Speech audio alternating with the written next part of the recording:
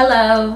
Things I wish I knew before getting pregnant and also before having a baby. So some of these things will be while you're pregnant. Thank you for clicking into this video. My name is Margaret, aka Ahofem Maggie. Ahofem means beautiful in the Ghanaian language of tree, and to me it also stands for African femininity, strength, and creativity. I'm Ghanaian, but I was born in the US and I also live in London. But my culture is also important to me. So this is kind of like womanhood from an African perspective with a Western perspective as well. So yeah, if that resonates with you, make sure you subscribe, comment below, let's join the community and let's chat. Anyway, so today we're going to be talking about things that I wish I knew before becoming pregnant and while pregnant, before becoming a mother. Someone asked me to do this on my Instagram and I thought it was a really good topic because a lot of us who have children or want to have children, there's just a lot of things that you don't really know about motherhood until you get into it, or you don't know about pregnancy until you're in it. So I just thought this might be helpful. Maybe you guys might know some of these things, but these are things that I didn't know. And if there's anything that maybe it'll also share something with you that you didn't know before. So let's just get started. Let's get into it.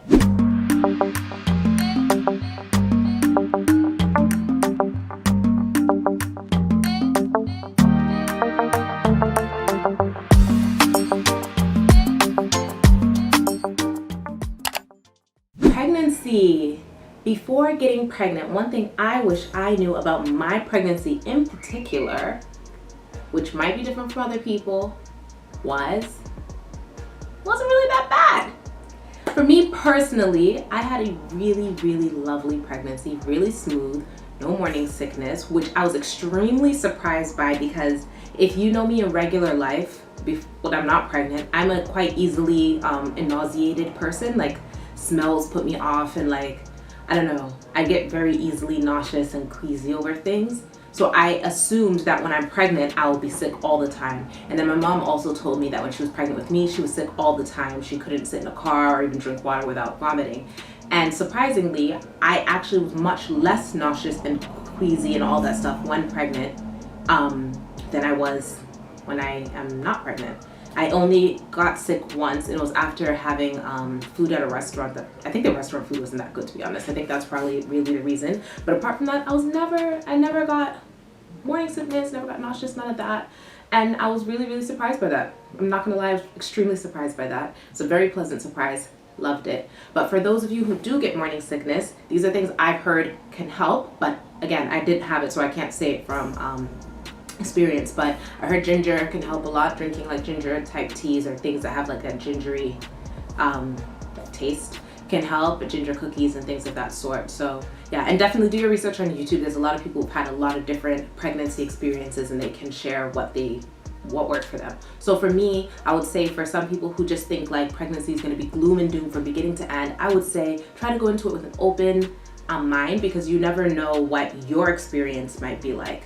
And I hear every baby is different too, so even if your last baby was a horrible experience, this one might be better. And also for me, who had a great experience, you never know what the next baby will be. So every time is to go in with like a good open mind and positive attitude and just hope that everything will be not as bad as it could be.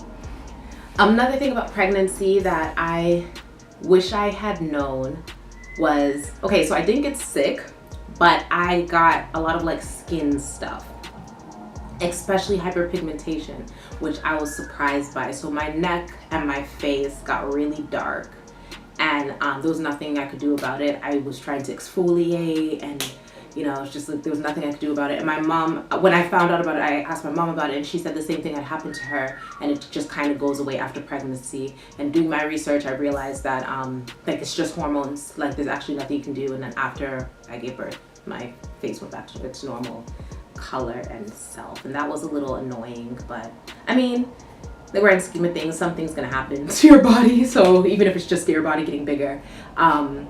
Yeah, another thing I wish I had known before pregnancy, which I did in part but I didn't do in the other part, was to use shea butter or whatever body softening thing you're doing all over your body because you don't know where the stretch marks will come.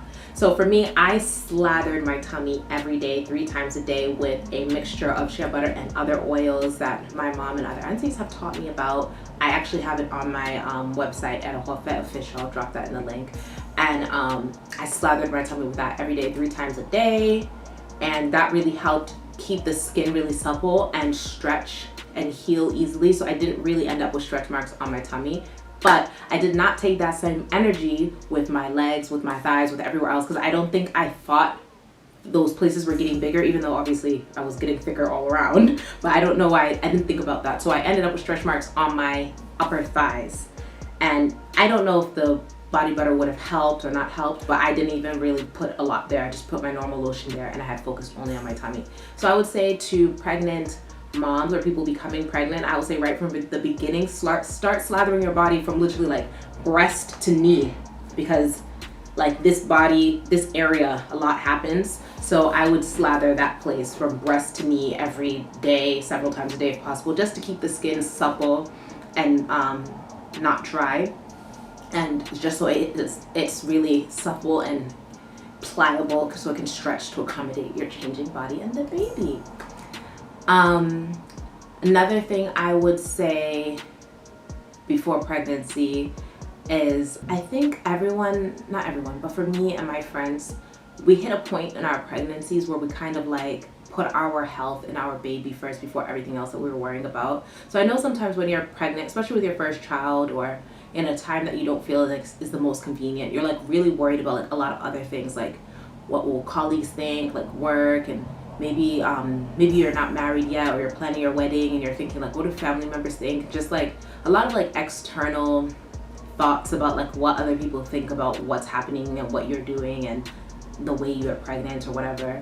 And I feel like one thing I would say to someone who's about to be pregnant or just found out they're pregnant or trying to get pregnant is to like really take that time, if no other time in your life, to completely focus on yourself and what's happening to your body and your life and your future child and your family. Because I mean, I feel like for me it was around the 6-month mark where it's just kind of like nothing else mattered but like my health and my child's health. Obviously my husband and everybody, but they weren't giving me problems. But if anybody was like stressing me or annoying me, it's just kind of like, I don't have time to give energy to you. I need to focus this energy on myself and on my future child right now. And I think everyone not everyone, again, my friends and people I know hit that point. For me, I think it's around the 6-month point. But a lot of people hit that point where it's kind of like you realize like, no, I'm important here more than all these other circumstances. And these other circumstances are just gonna have to take a back seat right now. And they're just gonna have to work out the way they're gonna have to work out. And I think that's really important. And in fact, I think that's a good thing to carry on even after pregnancy. And that's just a good like self-care practice to learn to prioritize yourself and prioritize your peace and prioritize your health, even as a mother. Because I think if you can't be healthy mentally and physically, you're just gonna drain yourself out. And I think it's just better to be a role model in your house of peace and health for your family. Another thing I wish I had known before getting pregnant was about birth. Birth really was a very interesting concept to me. I wouldn't say it scared me, but I was very unsure what was gonna happen. So I'm a Black woman, and I lived in America, I live in the UK, and we all know there's the statistics about what happened to Black women in childbirth and pregnancy. And for me, during the time I was pregnant, and I might advise others the same, but then again, don't kill me in the comment section, is it sounds bad, but I completely blocked my mind of all those kind of like articles. I did not want to read anything of that. I didn't want to invite any kind of negativity or illness or anything into my space. Even though, yes, it's good to be aware and good to be woke and good to know like what to ask doctors and how to know that doctors might look at you a bit differently. I get that. But at the same time, I didn't want to dwell on those things because I just did not want to call them into my life. I figured after I'm done being pregnant, after I've given birth, I can like be a social justice warrior for those kind of causes. I know it sounds bad, but while I was in the time, I just could not take that on, in addition to trying to look after myself against this healthcare system, I guess, as well. Again, I was in the UK, I gave birth, and I had a lovely experience. My midwives and doctors were great, so I didn't really have any bad experiences, but I know that the statistic is there. So yeah, so for birth, going along that line, I completely tried to learn as much as I could and research as much as I could, but I researched in a positive way, if that makes sense. Whenever I was on YouTube looking up birth stories or looking up labor and delivery stories, I would always add positive labor and delivery stories, positive birth stories. And then there was one series I loved watching called Call the Midwife. If you're in the UK, you can watch it. I think it's on ITV. If you're not in the UK, I think it's on Netflix. Loved that show. Watched it from beginning to end. It was so lovely, and they talk about so many different things that can happen in pregnancy, and most of the stories are positive. But yeah, a lot of the different things that could happen, like breech, preeclampsia, and stuff like that. Most of the stories were positive. Some of them were not. Some of them, some people had adverse outcomes and stuff, but most of them were positive, which helped me get a lot of. And there was like 5 or 6 seasons with chunky episodes. So it helped me get a really good idea of like what happens in birth. And because the stories were actually quite medically correct. Helped me get an idea of like the different stages of birth, the early labor, active labor, and then transition, and then when you're pushing and stuff. It helped me get an idea of those stages. And it also helped me get an idea of like what are the things that could kind of go wrong, and also the fact that doctors already have ways to deal with that. So like things like the baby's cord being wrapped around their neck, that happened in a couple episodes, and they just kind of said you hook it off. And then there was a breech baby situation where normally they would do cesarean, but there was one episode where they actually delivered the baby breech, and I learned how the old-fashioned way how they used to deliver breech babies, like one shoulder then the other, and let them hang a little, and then it was very interesting. So I think for me, because I like researching, it put me at ease to know like, okay, all these things could happen, but for most of the things, people have seen it before, and there's a way to deal with it. And I don't know, that just kind of put me at ease, just to like do all this positive research on YouTube, watch the series. I had an amazing prayer book. I will link that below too, called Prayer for Baby. Loved it. It goes week by week. Actually, not even week by week. I think it's day by day throughout pregnancy, and you pray for the different parts of the baby's development. So during the week that the brain is developing, you're praying for that. During the time that the legs are developing, you're praying for that. So like I liked that a lot. So I tried to like research but focus in a positive way. And I think that was really helpful for me, and I would definitely do it again, and I would advise others to do the same. So that was great. So going along with birth, another thing that I wish I had, I don't know if I wish I had known it, because there's no way I could have known it, but now that I know, I was concerned about what birth would be like, what it would feel like, especially because for me also, I don't really have like severe menstrual pains, so I didn't really even know what it feels like to have pain in that region. I actually never have menstrual pain, so I've never had pains, so I didn't know what it would feel like to have like even sensation in that region. So I was a little concerned, because people tell you like, oh, contractions are like menstrual pains, but I've never had them, so I didn't know what it's like. So I didn't know what to expect or what it's gonna be like. So if I could go back to my pregnant self and tell her how it's gonna be, I would let her know literally you have a textbook birth, and the baby is late by a week, but fine, you still get to deliver naturally. You know, the water broke and everything, and then you pushed and the baby came out. It was like 7 hours of labor and like 20 minutes of pushing. But it was just like the pain was on top of each other so much that I didn't have time to think about how much it hurt. And then before I knew it, I was pushing, and before I knew it, the child is here. And I was like, whoa, what happened? And then the adrenaline. Yeah, so that's another thing I wish I knew before getting pregnant. After you give birth, you think you have energy because the adrenaline just comes over. You're just like, whoa, what happened? You feel like you can run a marathon, but you're actually exhausted. Your body has done a lot. You might have lost a lot of blood. You're tired. You need to be quiet. So for me, that's what one thing I was doing after giving birth. I was just talking too much, and my mother-in-law and my mom told me like, be quiet. So yeah, that's one thing I would also say.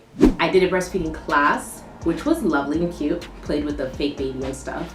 But I don't think anyone really knows how breastfeeding is gonna be for you until you do it. Everybody's experience is completely different. For me, it was really painful the first few weeks, especially when engorgement was coming, and I didn't know how to like let my child latch properly, but I felt bad for like adjusting her. I wanted her to just get the milk, so I just let her do it the wrong way so that it will hurt me, and also it's not really draining the milk properly for her either, so she's still hungry. But thankfully, the UK has a great system where like lactation specialists and midwives and stuff visit you at home, so they helped me do that. So after a few weeks it was fine. Maybe after like 2.5 weeks it was fine. The other side, I will say weaning. Nobody talks about this. Well, maybe they do. I didn't know about it. Weaning hurt. And I was surprised by that. Like I said, I just weaned her like 2 weeks ago, so like 17.5 months I weaned her, and I was surprised because first off, she was eating food and other things too, but she was still taking milk morning and evening, and we're like, nah, it's time to cut it. So just one day, like, she just can't have milk again. She was upset, cried for like maybe every day. She would cry a bit when she wanted the milk for about 3 or 4 days. Then she got over it. I was engorged. Engorgement's when all the milk comes in and it hurts. I was engorged for like a good 2 weeks, not 2 weeks, maybe a week and a half. I'm being dramatic. And it was really painful. It was like it was like in the beginning when I first gave birth, and I would have to like pump it. Like it was a lot. Like I had to pump when she wasn't around so that I could get rid of some of the milk, and because I can't feed her it. And I was surprised that it hurt so much. I was really surprised. And I was also really worried about getting clogged ducts or mastitis or anything, and I didn't, thankfully, but I would massage it all the time to make sure to not get those things. I was always researching and Googling it.